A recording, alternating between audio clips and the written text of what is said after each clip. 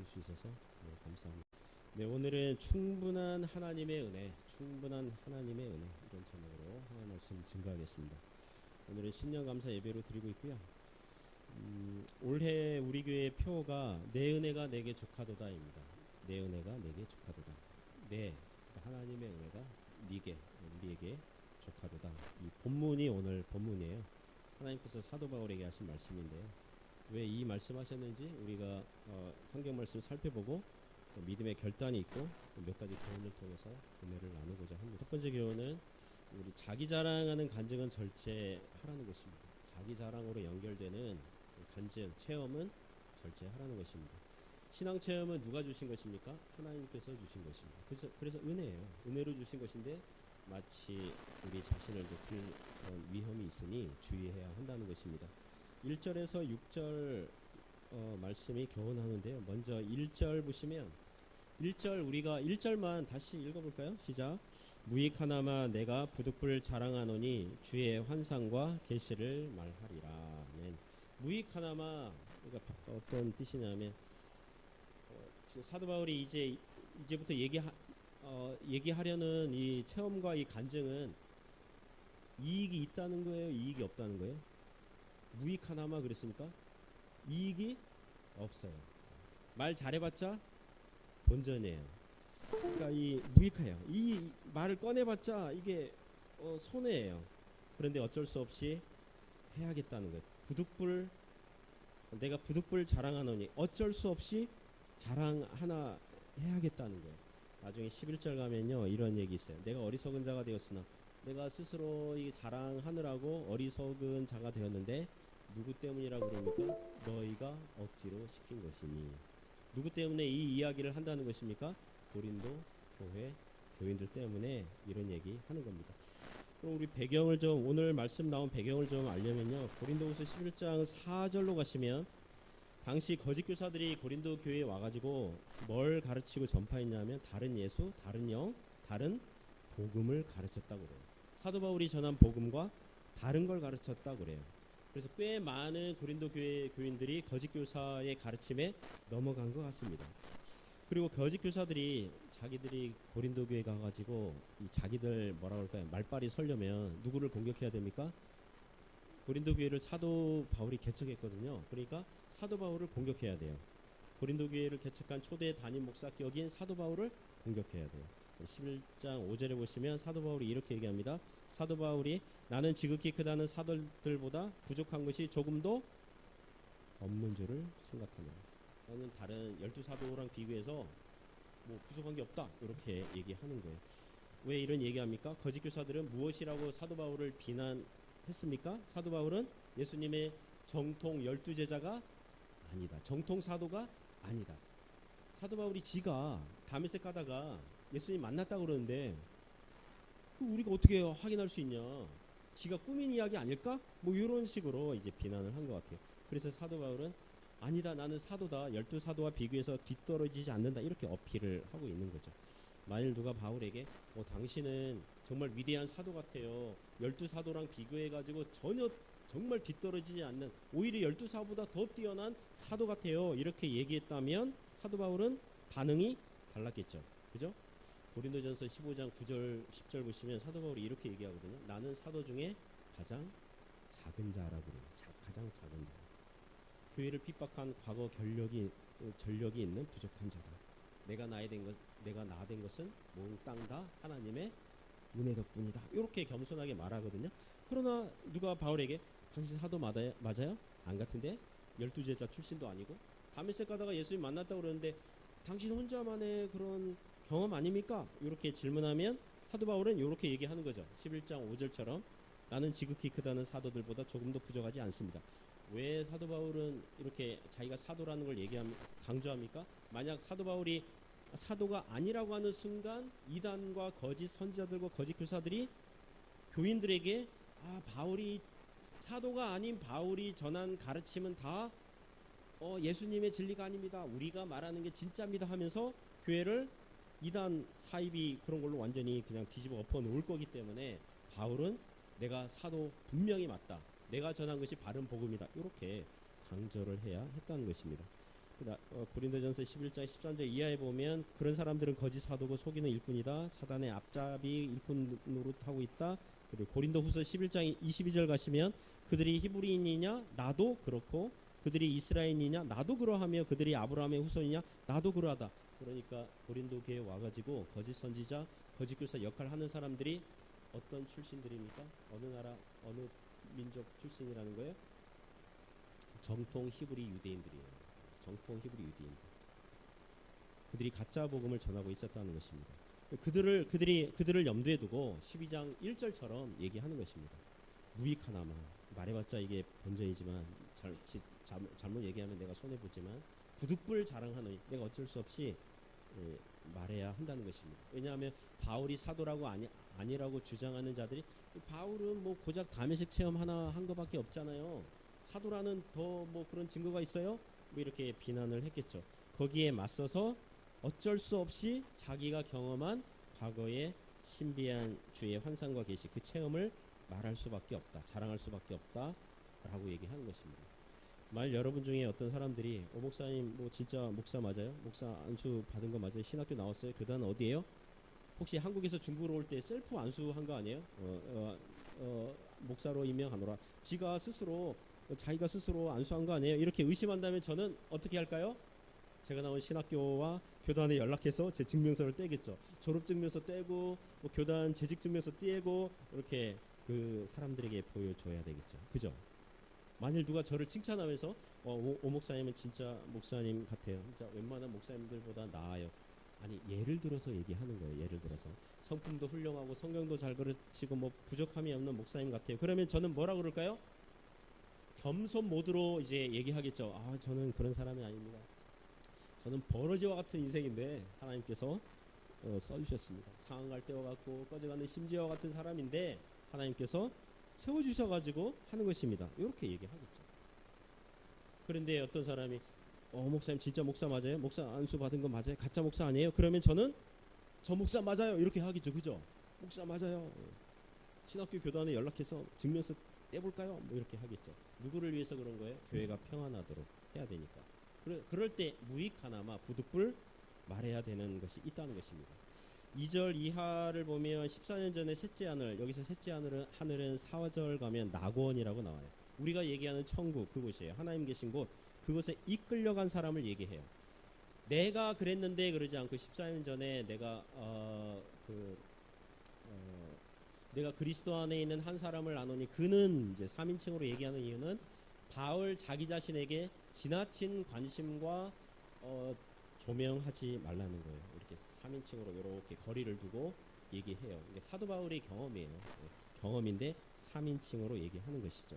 2절 3절 보면 같이 반복해서 나오는 말이 그가 몸 안에 있었는지, 그러니까 영혼과 육체가 함께 하늘로 간 건지 몸 밖에 있었는지 영혼이 육체와 분리되어서 간 건지 그 분간하지 못할 정도로 너무 신비한 체험이지만 4절을 보면 그러나 사도 바울은 주님 앞에 가서 또렷한 지성으로 또렷하게 기억하고 있죠. 4절에 뭐라고 나옵니까? 내가 말로 표현할 수 없는 말을 들었으니 사람이 가히 이르지 못할 말이라. 무슨 말을 들었는지는 기억하지만 다른 사람에게 전달하는 것을 허락받았다는 거예요? 허락받지 못했다는 거예요? 허락받지 못했다는 거예요. 계시와 환상만 바울 개인적으로 들었다는 것입니다. 5절을 보면 내가 이런 사람을 위하여 자랑하겠으나, 바울이 이런 신비한 체험 자랑하려면 얼마든지 할 수 있지만 나를 위해서는 약한 것들 외에 자랑하지 아니하리라. 왜 그렇습니까? 6절에 보면 14년 동안 침묵한 이유가 나옵니다. 6절 말씀만 다시 한번 읽어보겠습니다. 시작. 내가 만일 자랑하고자 하여도 어리석은 자가 되지 아니할 것은 내가 참말을 함이라. 그러나 누가 나를 보는 바와 내게 듣는 바에 지나치게 생각할까 두려워하여 그만두노라. 6절의 요지는 이런 거죠. 바울 자신에게 일어난 사실이니까 하늘 갔다 온 일을 말할 수 있지만 그 일을 말하면 다른 사람들이 사도 바울을 볼 때 어떤 위험이 있었다는 것입니까? 6절 후반절 보시면 지나치게 생각할까 하여, 지나치게 생각할까 봐서. 와우, 사도 바울은 우리 보통 평신도 수준과 다르네요. 사도 바울은 우리보다 더 하나님과 가깝고 거의 뭐 신적인 반신반인 어떤 수준의 성자와 같고, 바울은 우리의 형제가 아니라 우리의 뭐 교주와 우리의 주님 같은 뭐 그런 분으로 모십시다 이렇게 할까봐, 그런 쪽으로 갈까봐 두려워하여 그만 둔다는 것입니다. 사랑하는 성도 여러분, 기독교 정신은 모든 성도는 왕 같은 제사장입니다. 예수님 안에서 누구든지 하나님께 직접 나아갈 수 있습니다. 굳이 인간 제사장, 인간 중보자 필요 없습니다. 물론 그 말은 우리에겐 더 이상 목사가 필요 없습니다, 그런 뜻은 아니에요. 이 땅에서는 성경교사가 필요합니다. 하지만 성도들 위해 제사장처럼 군림하면서 또 하나의 중보자, 또 하나의 뭐 어떤 성자 또는 사제 개념의 그런 사람은 필요 없어요. 여러분이 죄를 지었다면 예수님 이름으로 하나님 앞에 나아가서 죄의 용서를 구하면 될 줄 믿습니다. 그런데 카톨릭처럼 사제에게 찾아가서 인간 사제에게, 사제 제사장이라는 뜻이에요. 프리스트 제사장이에요. 사제 인간 제사장격인 이 사제에게 찾아가서 고해성사를 하듯 목사님에게 찾아와서, 목사님 제가 이런저런 죄를 저질렀습니다, 어떻게 하면 좋을까요? 그러면 목사님이 그럼 제가 하나님께 당신을 어떻게 하면 좋을지 하나님께 기도해보고 알려드릴게요. 그래서 목사님이 또 하나님께 가서 기도하고, 저 성도를 이런저런 죄를 저질렀는데 어떻게 하면 좋을까요? 하나님 알려주세요. 그래서 또 하나님 응답받아가지고 그 신자 불러가지고 하나님이 말씀하셨는데 당신이 죄를 용서받으려면 뭐 헌금 한 1,000만 원 정도 하고 금식 한 3일간 하고 교회당 청소 한 달간 실시하면 당신의 죄를 용서해 주신답니다. 그러면 그 신자가 알겠습니다 이래가지고, 그러면 그렇게 하는 순간 그 목사는 뭐가 돼요? 제사장이 되는 거예요. 또 하나의 그런 중보자가 되는 거예요. 사랑하는 성도 여러분, 예수님만이 중보자 되시고 성령님이 보혜사가 되셔서 우리를 하나님 앞에 나아가게 하는 줄 믿습니다.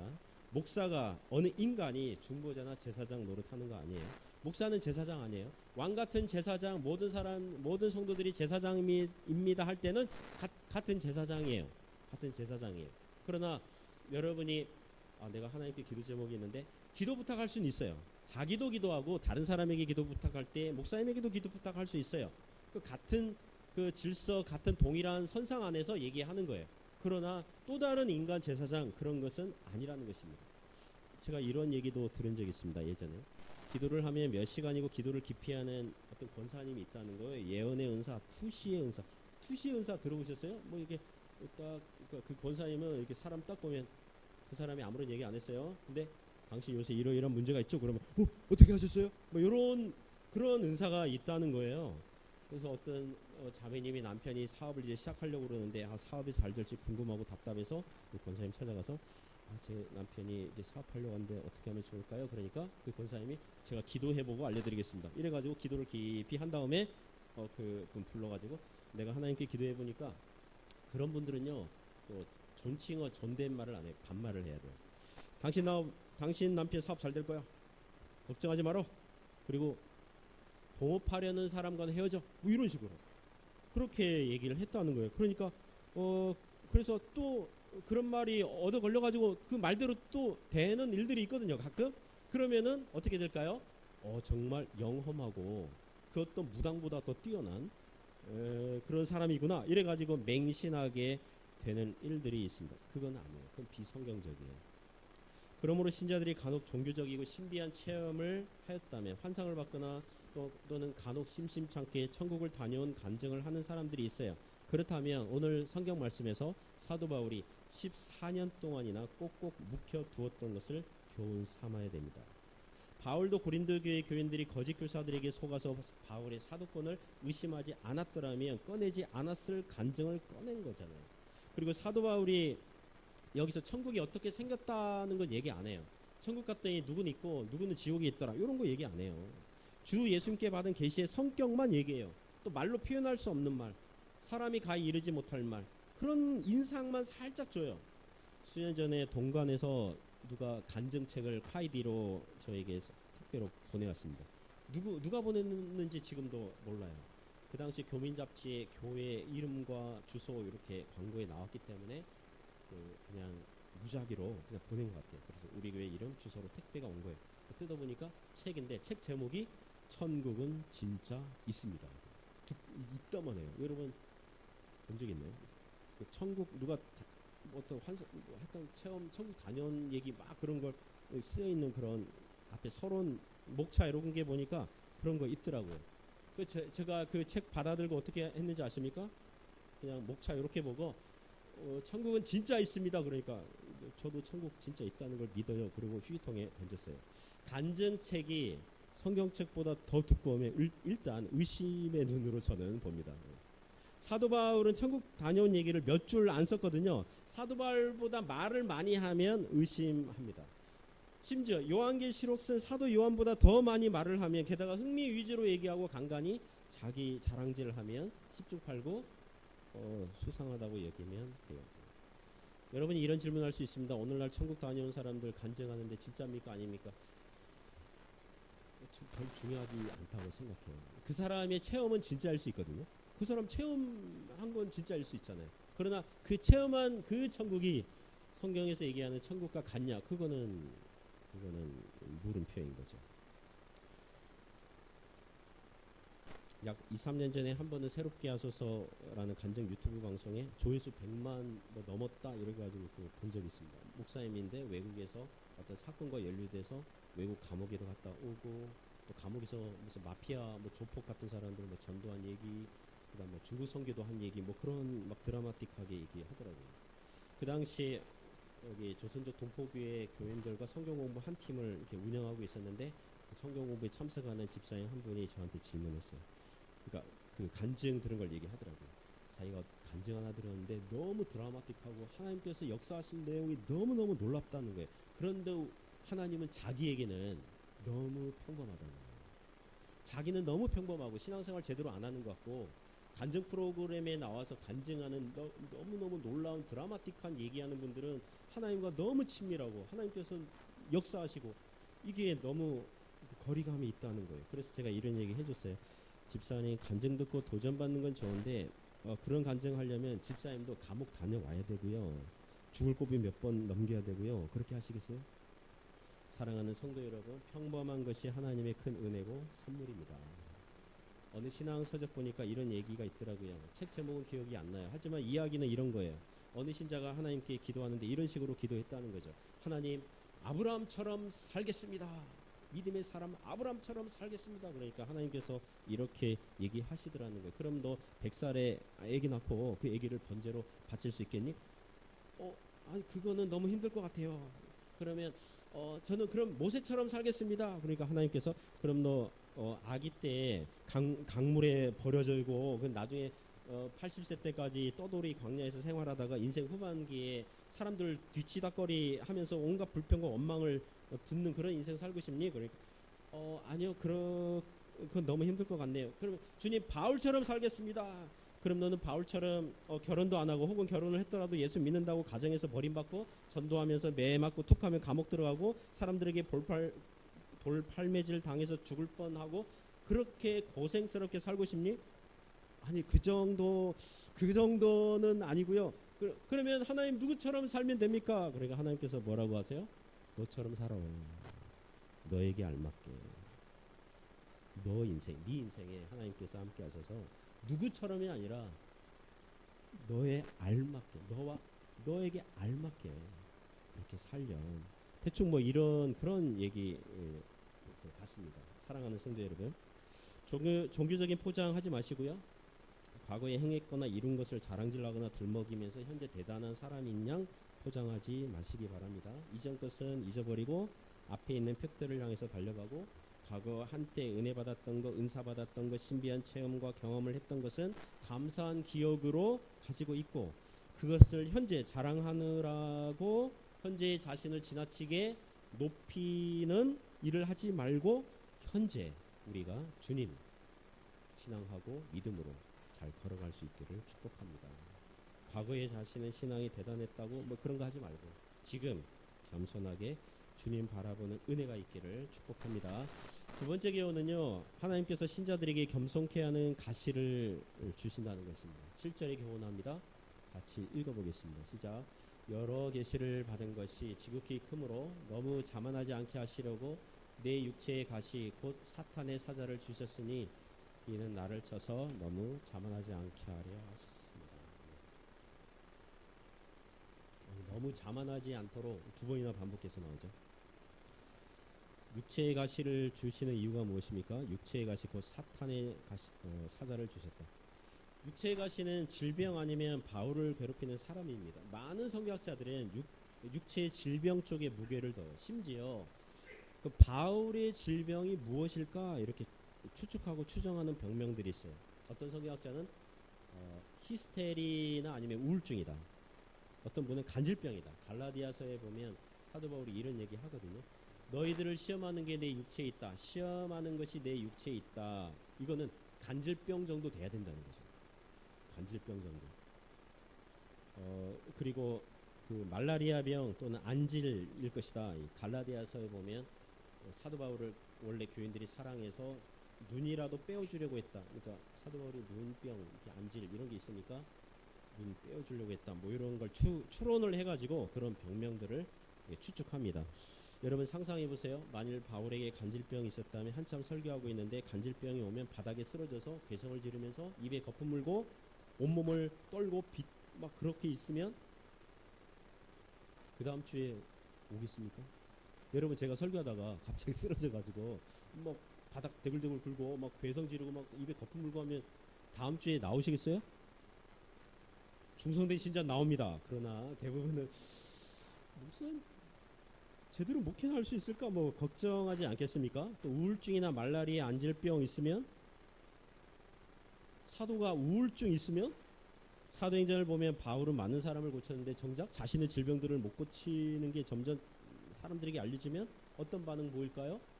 바울 양반 자기 자신이나 잘하라 그래. 다른 사람 고치려고 하지 말고. 그런 반응을 하지 않겠습니까? 한국에 어느 유명한 부흥사 목사님이 있었습니다. 지금은 소천하신 분인데 많은 사람들의 질병을 고치기로 이름난 분이었습니다. 그분이 간증을 하나 하는데 이런 얘기 하시더라고요. 그분은 나이가 좀 뭐 60 이렇게 넘어가면서 오줌병이 생기더래요. 오줌이 생겨요. 나이가 들어서 뭐 그럴 수 있죠. 그래서 자기는 기저귀를 차고 집회에 참석했대요. 많은 사람들을 고친다고 알려졌는데 정작 자신의 오줌병은 못 고쳤다는 거예요. 그래서 자기가 하나님께 기도하는데 다른 사람은 치료한다고 이게 돌아다니고 있는데 정작 자기 자신을 못 고치고 있는데 이게 맞습니까? 회의감에 빠지기도 하고 그런 그런 얘기 한 것을 들은 적이 있습니다. 저에게는 믿지 않는 부모님이 계세요. 모친이 코로나 전에 뭐 한 1, 2년간 교회를 다니셨어요. 그때는 제가요 정말 저의 오랜 기도와 권면 끝에 드디어 교회를 다니기 시작했기 때문에 하나님께서 내 기도에 응답하셨다 이렇게 기뻐했거든요. 그런데 코로나 오고 대면 예배 금지 당하고 노인들이 많이 안 갔잖아요. 코로나 끝나고도 여전히 교회 현장 예배 안 가는 이제 노인들이 꽤 계셨거든요. 그동안 믿음이 다 사라진 것 같아요. 그도 코로나 통과하면서 믿음이 있는 줄 알았는데 아니었던 거죠. 저는 목사가 되어서 설교하거나 교인들에게 전도를 권면할 때 제 마음 한구석에 무거운 돌덩이가 있어요. 교인들이 이렇게 설교를 들으면서 목사님 당신이나 잘하세요. 이렇게 부모나 전도하시지. 뭐 이런 얘기를 하고 있는 거 아닌가 막 이게 신경 쓰고 막 그럴 때가 있거든요. 바울에게는 여러 서신서들을 쓰고 전도 활동하면서 사도의 표적과 기사를 행해서 많은 사람들을 고치고 기적을 베풀었어요. 많은 사람들을 고쳤어요. 그러나 정작 자기 자신의 질병을 고치지 못하고 있으니 이게 하나님께 영광이 안 되고 교회의 덕이 안 되는 것 같은 거예요. 게다가 몸이 아프면 육체의 가시, 사탄의 사자, 이 사자가 메신저라는 뜻이거든요. 사탄의 메신저, 사탄이 준 질병 이렇게 해석할 수도 있고 또 그 사도 바울이 몸이 아프면 그 마귀가 바울에게 속삭이는 거죠. 바울아, 네가 그렇게 하나님 위한다고 여기저기 다니면서 전도하면 뭐하냐? 정작 너는 아픈데. 다른 사람에게는 하나님께서 관심이 많지만 정작 너에게는 무관심하신 거 아니냐? 주님과 교회를 섬기면 몸도 건강하고 네가 하는 것마다 잘 돼야 되는데 너는 안 되고 있지 않냐? 고린도 교회를 봐라. 네가 개척한 교회인데 교인들이 너보다 엉뚱한 사람 추앙하고 따르고 있지 않냐? 심지어 너를 사도라고 여기지 않고 있는 사람들이 있어. 그러니까 하나님을 위해서 너무 열심히 하지 마. 죽자 살자 덤비지 마. 대충 해. 그렇게 뭐 속삭이고 뭐 그러지 않았겠어요? 그러나 바울이 신앙적으로 판단하고 진단하고 해석한 것은 무엇입니까? 자신의 몸의 질병이 왜 주어진 것입니까? 뭐하지 않으려고요? 자만하지 않게 하시는 것. 사도 바울이 교만할까봐 하나님께서 바울이 겸손해지도록 도구, 육체의 가시를 주셨다는 것입니다. 제가 최근에 유튜브 방송 중에 미스터 비스트라는 그 미국 유튜브 젊은이인데요. 20대 중후반으로 알고 있습니다. 구독자 수가 몇 명인지 아세요? 2억 2천만 명이 넘어요. 그 유튜버 중에는 최고인 것 같아요. 그 구독자들이. 재산이 1조 원 넘는데요. 그 가치 뭐 평가 이게 뭐 1조 5천억 원 뭐 넘는. 여러분 아무도 안 놀라시죠? 뭐 조 단위는 뭐 아무도 안 놀라시죠? 그 청년의 유튜브 방송에 보면 뭐가 나오냐면 아프리카의 우물 100개 파주기, 아프리카 눈병 있는 사람들 100명 고쳐주기, 이렇게 선한 일도 하고요. 또 이런 것도 찍어요. 고양이 앞에다가 뭐 10달러짜리 10달러면 얼마입니까? 만 원인가요? 12,000원인가요? 그거랑 1만 달러짜리 먹이, 1만 달러면 1200만 원 되죠? 그거를 두 개 놔두고 고양이가 어느 걸 먹느냐, 그런 고양이도요 그 1,000만 원짜리 먹이를 먹더라고요. 이게 그 만 원짜리 안 먹고 뭐 그런 실험 카메라. 식당에 가가지고 웨이트레스에게 그냥 막 100달러, 1000달러, 10,000달러 막 팁으로 막 주는 영상. 언제적 영상인지 모르지만 한 번은 람보르기니 자동차 우버 이렇게 해가지고 우버 첫 손님에게 목적지까지 가서 람보르기니 자동차를 그 손님에게 그냥 주는 거예요. 그걸 유튜브 각 뽑는 거죠. 영상 그거 하는 거죠. 100만 달러를 쌓아놓고 그 뭐 지원자 뭐 10명이나 20명 데리고 와가지고 끝까지 손대고 있는 사람에게 100만 달러 주기. 그래서 가난한 흑인 청년이 딱 돼가지고 막 정말 가난해가지고 막 그 100만 달러를 또 뭐 집 사고 자동차 사고 가족들에게 주고 뭐 그런 걸 영상 찍고 뭐 그런 거 있어요. 그런 거 있어요. 제가 보면서 야, 참 이 돈을 의미 있게 그리고 재미있게 쓰는구나. 재미있게 그냥 펀. 재미를 위해 쓰는 것 같은데 또 의미 있는 일도 하고, 의미 있게 쓰는 것 같은데 무슨 고양이에게 1,000만 원짜리 먹이도 주. 이게 도무지 저는 신자들이 그거 보면서 이런 생각할 수 있겠다 생각했어요. 뭐냐면 하나님, 저에게도 돈벼락, 돈다발, 로또 복권 막 되게 해주시면 안 될까요? 돈 많이 주시면 의미 있게 쓸 텐데요. 근데 하나님이 그런 기도는 잘 안 들어주시는 경향이 있으신 것 같아서 그 설득하죠. 하나님 저에게 아무리 돈 많이 주어도 저는 교만하지 않을 거고요. 시험 들지 않을 거고요. 그러니까 안심하시고 저에게 돈을 많이 주시기 바랍니다. 이렇게 기도할 때 하나님을 설득하기도 하거든요. 근데 하나님은 속아요? 안 속아요? 안 속아요. 잘 안 줘요. 잘 안 줍니다. 만약 우리에게 100억이 있다면 어떻게 할까요? 만약 100억이 있다. 여러분이 복권 샀다고 합시다. 100억이 됐어요. 100억이 있어요. 그러면 어떻게 할까요? 그 돈을 다 살면서 죽을 때까지 다 살면서 다 그 돈 쓰려고 할 거예요. 세계 여행은 기본적으로 가줄걸요. 저는 비행기 비즈니스 자리에 타서 중국에서 한국 한번 가보는 게 소원 중에 하나예요. 맨날 이코노미 좁은 자리에 앉아 쭈그리고 앉아가지고 한 번은 제가 이 그 뭐 이렇게 뭡니까 이거 안전벨트 하다가 옆 사람 어깨를 쳤나 봐요. 그러니까 그 엄마랑 아가씨 그 모녀가 앉았어요. 쳤나 봐요. 저는 인식도 못했어요. 이게 제가 막 과격하게 하지는 않을 거 아니에요. 설마 제 성격에 이러지 않을 거 아니에요. 엘보 치고 이러지 않을 거 아니에요. 했는데 그 젊은 아가씨가 맞았나 봐요. 저한테 쏘아붙이면서 아저씨 똑바로 좀 조심해 주실래요? 막 이렇게 하는 거예요. 그래서 제가 죄송합니다. 그래서 이렇게 완전 수그리 하면서 앉아 있거든요.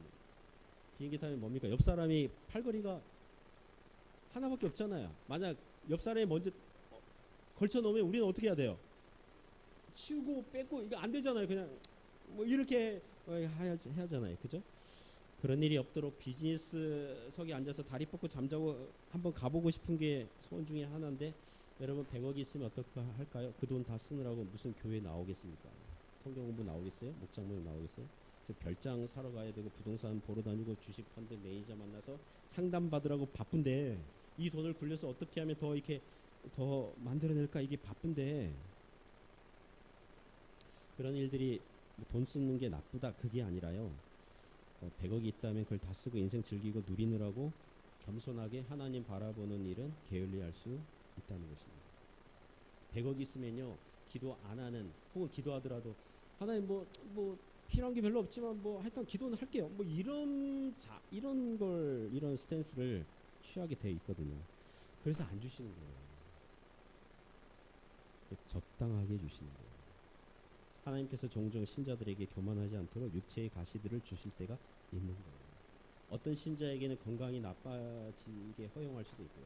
어떤 신자에게는 재물의 부족을 경험하게 하시기도 하시고요. 어떤 신자에게는 인간관계가 나빠져서 좋아하던 사람들이 다 떠나가는 일들을 주실 때가 있어요. 무엇입니까? 그것은 우리를 미워하시기 때문이 아니라 우리가 더 좋아지도록, 우리가 하나님을 의지하도록 치는 거예요.